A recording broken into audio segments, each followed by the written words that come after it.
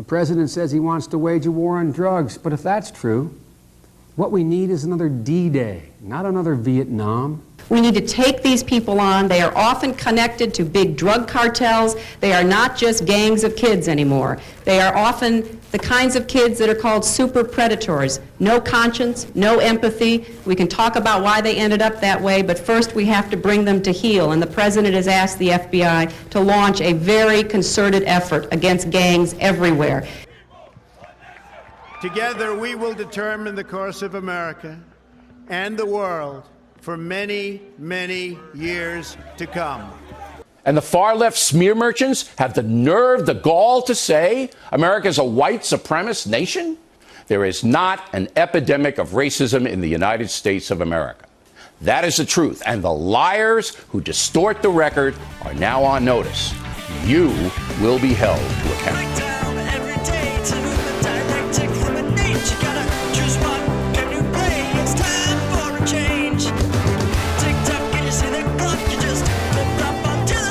In the last video in the series, I introduced the concept of white privilege as the unearned set of advantages that white people have because of the colour of their skin.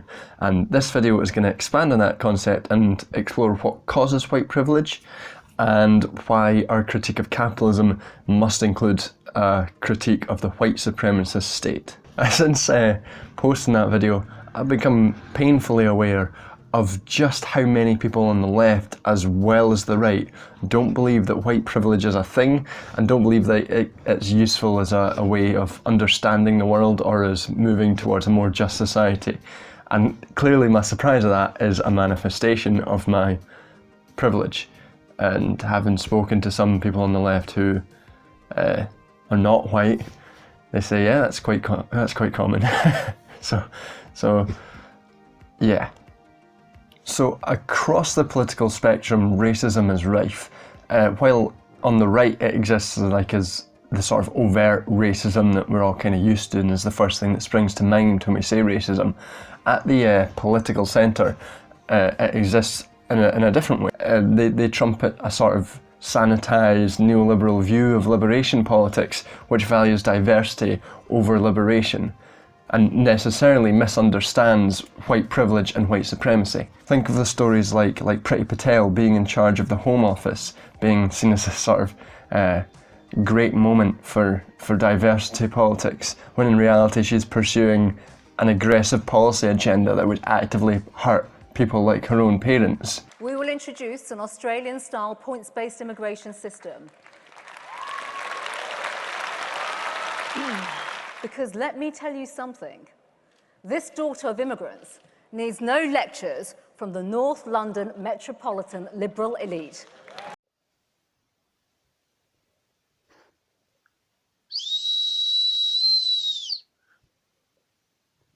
On the left, there's also a blind spot and often a willful dismissal of racism and of white privilege, which is characterised by minimising race and liberation politics within a critique of capitalism and seeing issues of race as sort of secondary as an issue of justice, which is maybe not something that anyone who's had to actively fear the police in their life would say. This view tends to lead to all arguments about race being and justice being subsumed into the class argument in a way that might be called class reductionist. This video is first going to deal with neoliberalism and the politics of shallow diversity before moving on to white supremacist capitalism and why we need to take both aspects of that seriously before we can move on to anything better.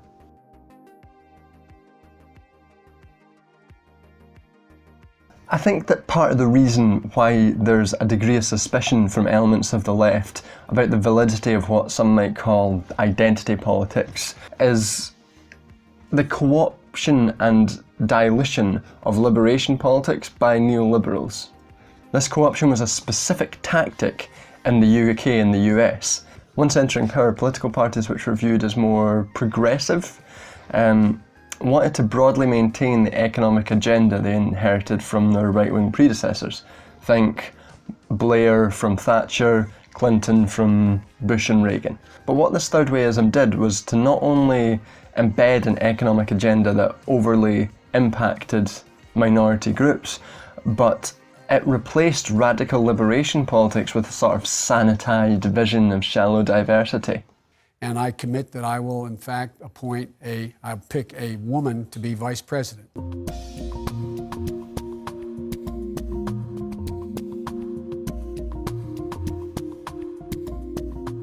Why do you think? What was your reaction? Why did you think he was saying these things to you? Well, Can you tell the committee what was the most embarrassing? This is a form of politics which replaces substantive political agenda of racial, gender, sexual liberation and separates it from its economic and power dimensions. It's a form of politics that reacts to the election of Barack Obama by saying that racism is over, and never mind the massively increasing mass incarceration of black Americans. This sort of shallow diversity, divorced from the systemic nature of privilege, can obscure the material conditions and continued oppression and exploitation which most acutely affects minority groups. I think that this sort of diversity politics plays some role in developing the suspicion that some on the left have for liberation politics and for questions of white privilege and white supremacy. Of course, the other reason is that, like every other part of the political spectrum, some people on the left are just pricks. Well, animals are a lot like people, Mrs. Simpson. Some of them act badly because they've had a hard life or have been mistreated. But, like people, some of them are just jerks. Stop that, Mr. Simpson.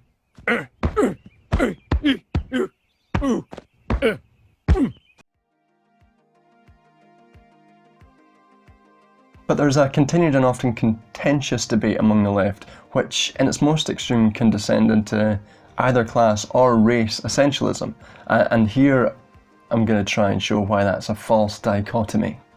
The argument goes that the core mode of oppression under capitalism as laid out by Marx is class, which is a group's relationship to the means of production. There are other forms of oppression, but at its core, capitalism is built on and functions on class exploitation. Focusing on other matters like race, some people argue, obscures the essential mode of oppression under capitalism and will stop us from moving on to socialism. But in my view, any critique of the current system needs to take into account both white supremacy and class exploitation together, or it will never be complete.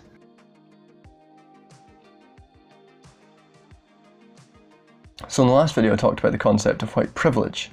But if white privilege is the symptom, then white supremacy is the disease. White supremacy is not only the justification of racism, but it's one of the very building blocks of our entire capitalist system. It's often thought of as a fringe movement of hooded figures or skinheads or tiki torch wielding incels in the South. Did we ever find out why they had tiki torches? It's always been bizarre to me. Anyway, these people are just one form of the expression of white supremacy. It's an ideological framework which pervades our system and was integral to building it. White supremacy was needed to justify the colonial expansions of early capitalism, and it was obviously inherent in the international slave trade and the seizing of native lands. I referenced this in my video on the free market, which I'll link around. It's got a card somewhere. Anyway, white supremacy was, and it still is, essential to the capital accumulation of colonial states, and it's instrumental in shaping the continued strategies of rule within those states.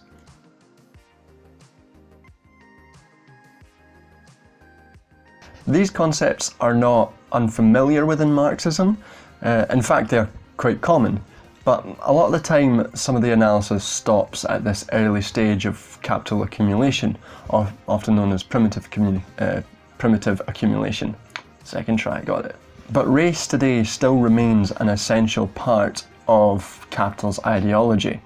As Lisa Lowe argues, in the history of the United States, capital has maximised its profits not through rendering labour abstract, but precisely through the social productions of difference, marked by race, nation, geographical origin, and gender.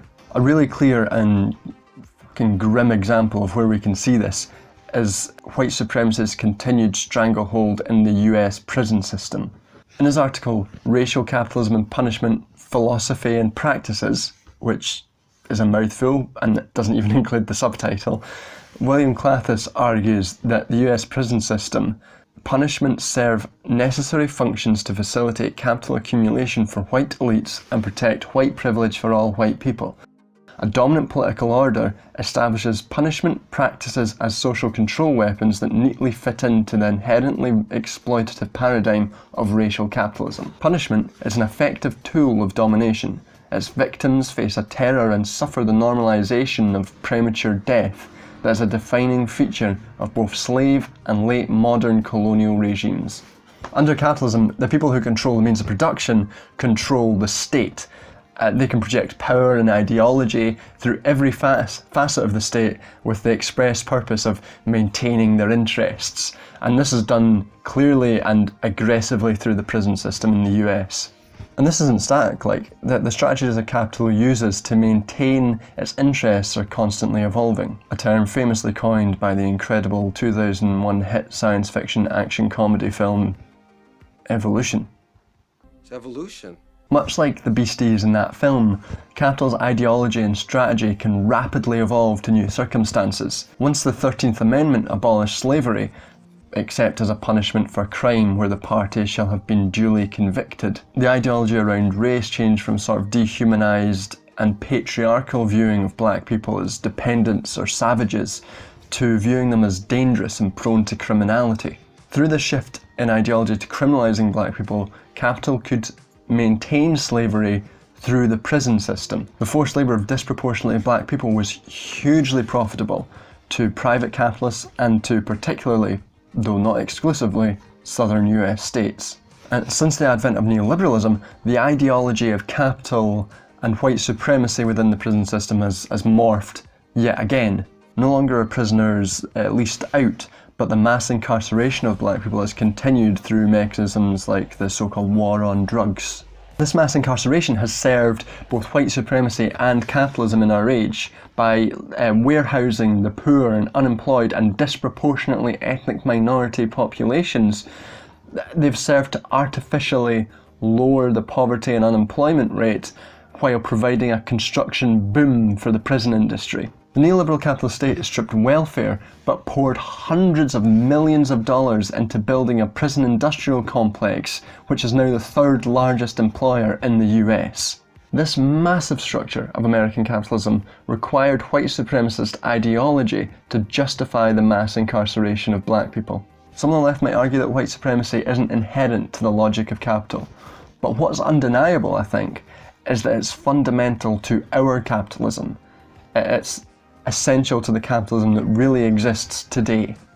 I've seen some people argue that if we focus on race, then what might happen is that we'd have the same economic disparities, but at the top level just a representative group of ruling elite of proportionately equal number of white and black and men and women who are the ruling elite. But frankly, I think this is a nonsense argument that requires you to abstract so far from our reality that you end up saying like nothing of very much at all. The point made by those who challenge white supremacist capitalism is that we never could reach like such a stage. We could never have a balanced ruling elite because our form of capitalism simply wouldn't allow it. White supremacy is in its DNA.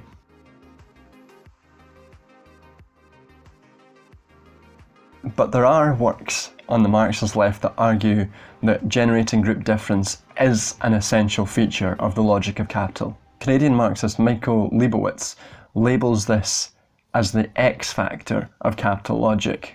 That is, the tendency of the forces of capital to divide workers. Marx did see this, like he saw this when he discussed the antagonisms between the English and the Irish workers. In fact, he called it the secret by which the capitalist class maintains its power. So Marx argued that in the quest to increase profit and productivity, capitalism will create a united working class. But Leibowitz points out that capital has been aware of the immense power of a united working class. It fears it, so it seeks to divide it. Capital encourages the development of the collective worker in itself, but has no interest in the emergence of the collective worker for itself. Rather, it has interest in the exact opposite. But I think white privilege operates on a further level within white supremacist capitalism. Not only does it seek to divide white workers from other ethnic minority groups, but it seeks to create a kind of perverse racial solidarity across the class lines. Privilege makes white people, fear for their social position, and it drives a sort of aggressive or defensive reaction to the suggestion that the positions that we hold are in whole or in essential part due to an unearned privilege. You are a white privileged male who has no experience in this. I mean, can I I just... can't help what I am. I was born like this. It's an immutable characteristic. So to call me a white privileged male is to be racist. You're being racist. In this sense, white privilege is more than just a result of white supremacy, but as an essential part and an essential tool that capitalism, white supremacist capitalism, uses to survive. As historian Noel Ignatieff put it, in order for the white race to function effectively as a means of social control, the most degraded white man must feel socially superior to any person of colour who walks the earth. Class consciousness is replaced with racial consciousness, and the relative privilege of white workers compared to their black counterparts is used to defend the entire system of white supremacist capitalism. You can't fight one without fighting the other.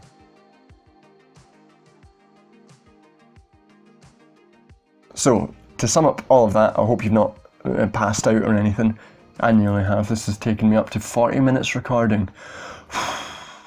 So, to sum up, we've seen how the neoliberalised view of diversity politics strips the idea of privilege of any structural context and individualises the racism and privilege at play. I've then shown, hopefully, that white supremacy and capitalism are entirely entangled through their real-world development and within the internal logic of capitalism. White supremacy is so entangled with our capitalist system that they're functionally impossible to separate. So while the abolition of capitalism is not sufficient to destroy white supremacy, it's certainly necessary. On the other hand, capitalism will only be dismantled when we create a workers' movement that successfully crosses racial, gendered and sexual lines. So far, white privilege has been one of the biggest stumbling blocks to class consciousness, and one of the biggest stumbling blocks to that goal.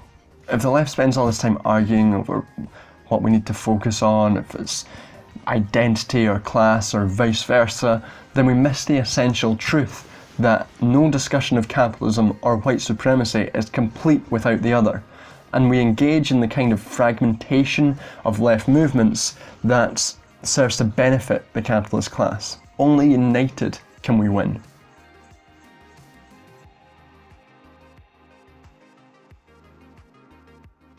Alright, thanks for watching. I hope this has been somewhat illuminating, or if it's not, I hope it's been entertaining. And if it's neither, I've got nothing else to say. But if you've made it this far, thanks for watching. Like, subscribe, comment, smash that like button, and I'll see you next time. Cheers.